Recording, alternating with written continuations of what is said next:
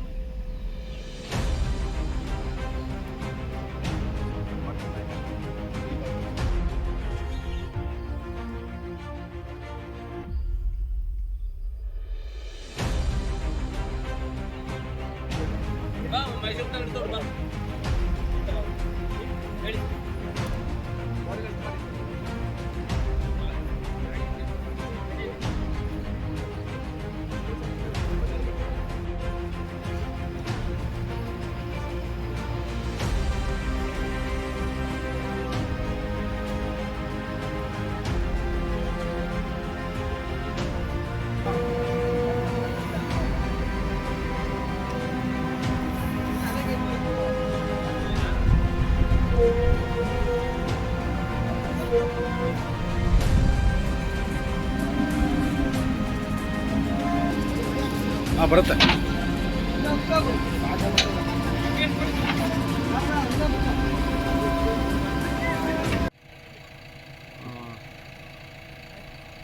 ನಿನ್ನೆ ದಿನ ಸಂಜೆ ಕಲ್ತಮಾಡು ಗ್ರಾಮದ ಖಾಸಗಿ ಜಾಗದಲ್ಲಿ ಒಂದು ಗಂಡು ಕಾಡಾನೆ ಮೃತಪಟ್ಟಿದ್ದೆಂದು ಮಾಹಿತಿ ಬಂದ ಮೇರೆಗೆ ನಾವು ಸ್ಥಳಕ್ಕೆ ಬಂದು ನೋಡಿದ್ದೀವಿ.